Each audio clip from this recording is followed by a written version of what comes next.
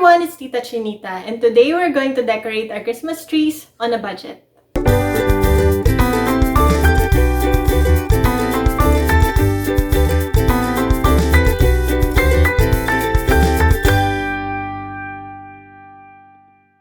First off, if there's one thing that we need to splurge on, we need to invest in a good quality Christmas tree that would last for years and years.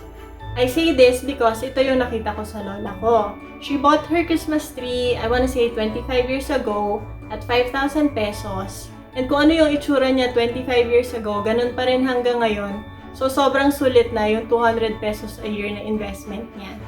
So when we were buying Christmas decors for our own home, I wanted to make sure na yung tree na bibili namin, quality rin. So I'm not telling you to go buy the most expensive Christmas tree that you can find. What you can do is go to the department stores for inspiration, select a tree, find a tree in other stores that sell it for cheaper. So we bought our Christmas tree from Shopwise at 1,500 pesos. And 5 years later, okay pa rin yung quality niya. So for 300 pesos a year, sobrang sulit na nun. We also have to consider scale sa pagpili ng mga Christmas tree natin. Dapat tama yung size ng tree para dun sa space kung saan mo siya ilalagay. So dapat bago tayo mag-Christmas tree shopping, alam mo na yung height na kailangan mo. This way, hindi ka napapagastos unnecessarily on bigger trees na hindi naman angkop for your space. Aside from height, we also need to consider yung girth or kung gaano ba kalapad yung circumference ng tree. Kung medyo maliit yung mga sala nyo, like in condos or small apartments, townhouses, syempre ayaw naman nating pumiling ng tree na ang laki-laki ng floor space na nakoconsume niya. So itong sala namin, parang mga 10.5 square meter siya. Yung pinili namin, narrow Christmas tree, siguro yung maximum circumference niya mga 0.75 meters. So yung ino-occupy niyang floor space is not over 1 square meter. So win-win kasi full size yung Christmas tree but hindi siya ganun ka-massive tingnan and perfect siya for our space.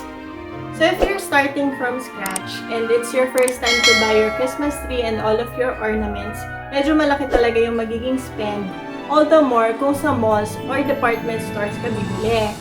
So what we did when we first bought our tree, most of our ornaments we bought from the palengke. Like literally yung bangketa sa night market sa palengke. I have to be honest, some designs can be tacky. So best to choose yung mga basic Christmas decors like ordinary Christmas balls. You'd find na yung cost of buying these ornaments dun sa bangketa is like half or a third of the price kapag sa malls and sa department stores. Another option is to buy online, and that's what I did for this year. So I've used the same Christmas decorations for the past 5 years and I wanted to change it up. And dahil nililimit natin yung paglabas-labas because of COVID, I decided to buy online.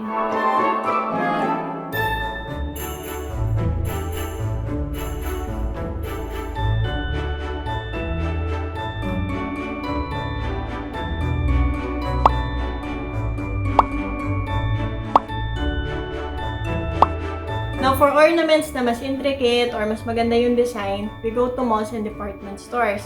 However, these can be pricey. So my tip is to buy during clearance sale.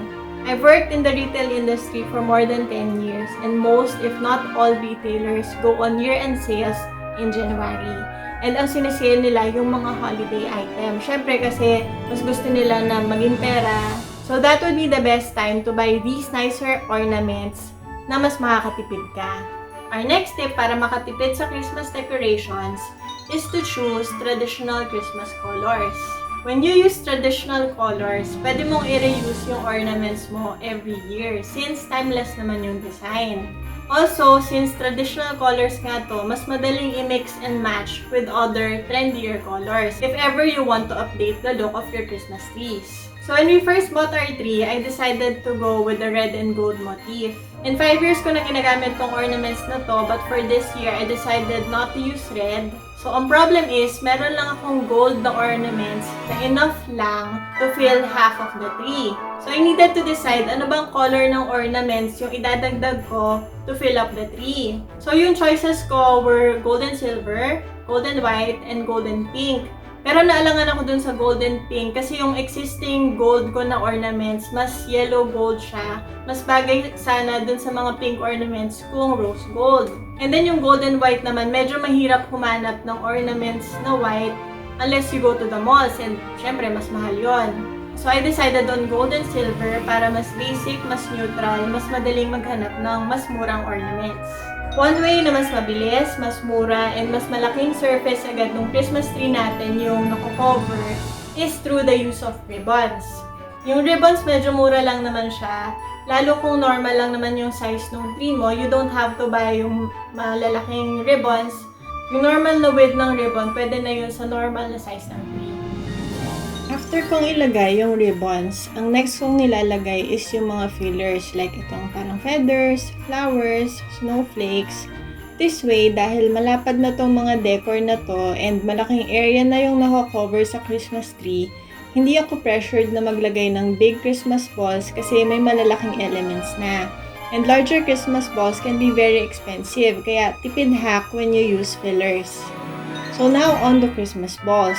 Even though hindi ako bumili ng malalaking balls, I make sure na meron pa rin akong konting mas intricate yung design para lang hindi naman magmukhang tinipid. So, spread ko lang to mga magagandang balls throughout the tree, and yung ibang spaces, pwedeng smaller basic Christmas balls na lang na mas mura. And kung creative ka, one more way to decorate on a budget is to DIY. Siyempre, kailangan nyo lang ng time, konting talent, crafting materials. Madaming DIY projects dito sa YouTube that can help you save money. So that's it for today's video. Sana helpful yung mga tips na share ko today. Konting kembot na lang, Pasko na. So if you haven't put up your Christmas trees yet, please do so kasi nakakadagdag happiness. I swear, pagbaba ko kaninang umaga, all smells kasi nung nakita ko yung Christmas tree namin, happy lang the way it turned out. So yung goal talaga is magmukha siyang Christmas tree sa mall, and I'd like to think na na-achieve ko naman siya pero on a budget. So if you like this kind of content, please do subscribe and hit the like button, and I'll see you in the next video. Bye!